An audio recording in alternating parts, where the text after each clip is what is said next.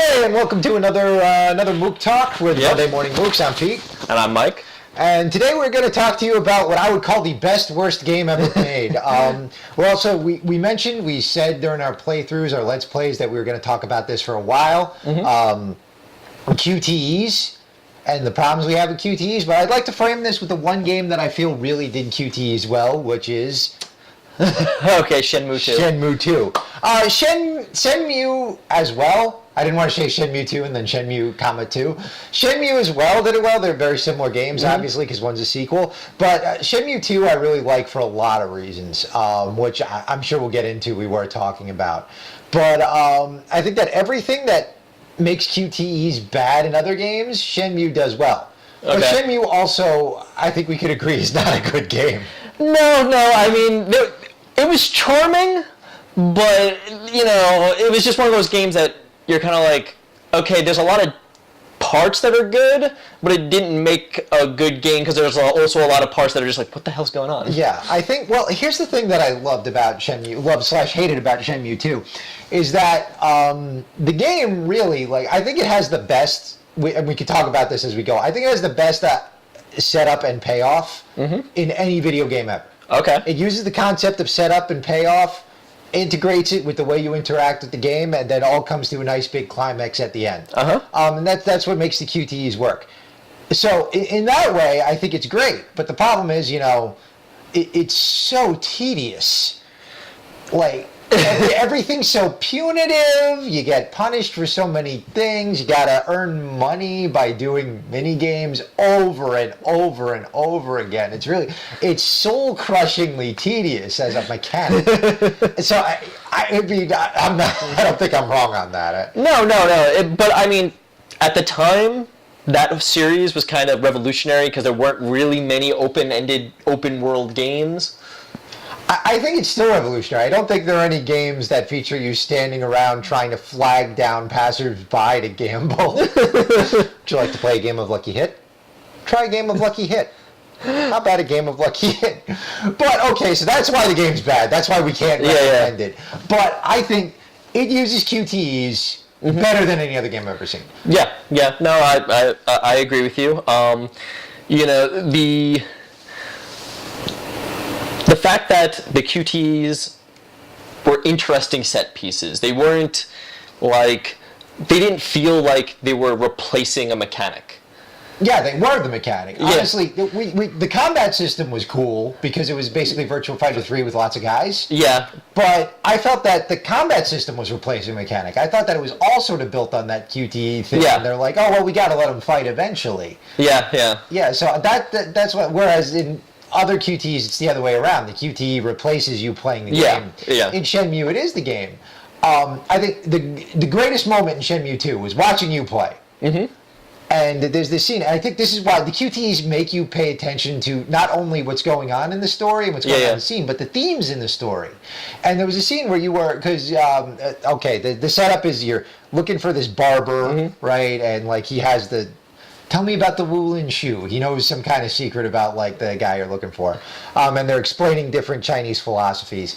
And this one scene, the guy's talking about, being patient, not reacting to things unless you're supposed to.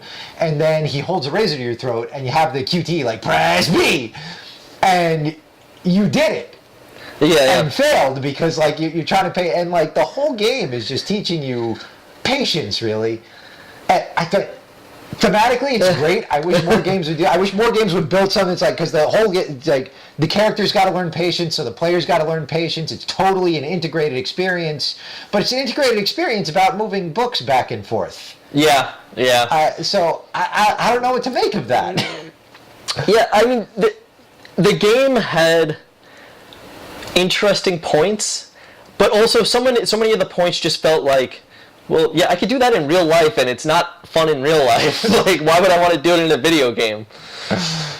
But, again, the whole thing, the moving books back and forth was all building up to, learning patience, and that eventually teaches you a counter move, to read and counter.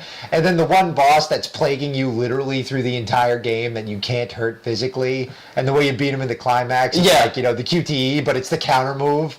I thought that was the most satisfying payoff I've ever had in any game. Any game, and that includes, like, you know how I like talk about Bayonetta and jerk off. Yeah. Like, there's some fantastic games that didn't have that kind of payoff. So let me pose a question to you.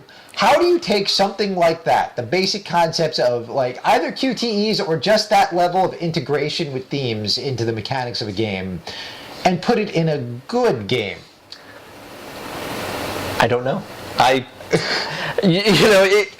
think it's because Shenmue is the only game to really, or Shenmue 2 is really the only game that does that, and has done that, and has done it well.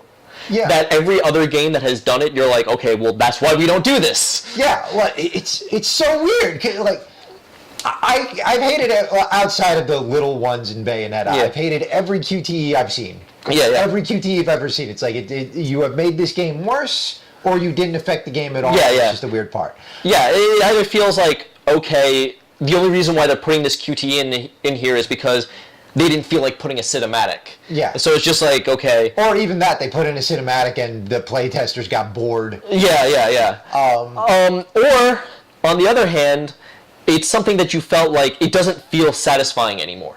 You know, look at Call of Duty, like the Modern Warfare games, where 2 and 3 both had sort of a QTE at the end that didn't feel as satisfying if there was some sort of real mechanic. Yeah, because you spent the whole game like running around shooting guys, coming using high-tech weaponry and shit. And then it's like, oh, mash the button. Yeah, like hit this button, then this button, then this button. And you're like, oh, okay, that's kind of stupid. So, so I think we're agreed that one of the main things, it's hard to capture everything that really made Shenmue 2 work, but I think one of the main things is that if you're going to use the QTE mechanic, you have to ground up. It has to all be about the QTEs. You have to just commit to that. Yeah. And use it. Yeah, no, you have to use it. You have to use it fairly often. I'm not saying it has to be the crux of your game, but you have to use it often enough where it doesn't feel like at the last second it was tacked on just to make something a little bit more cinematic. Yeah. Because certain games do use it fairly often. The God of War series is one. I know you don't like the God of War series at all. I personally... I was like kind of, it's all right. It's like they took DMC and they're like, how can we make this tedious? Let's make the enemies even easier, but then throw thousands of them at you one at a time.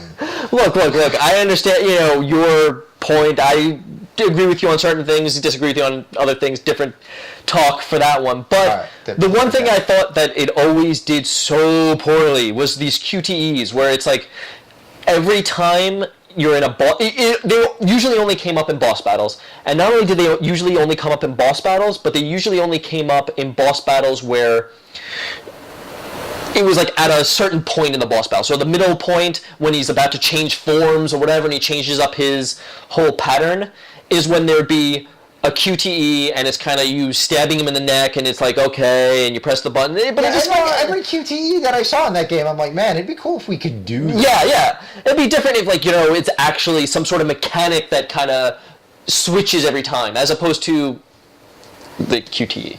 But yeah, that's what happens when it sort of gets tacked on. Like, yeah, I guess God of War, because it does happen often, but it's not the main draw. I think it's not the core engagement.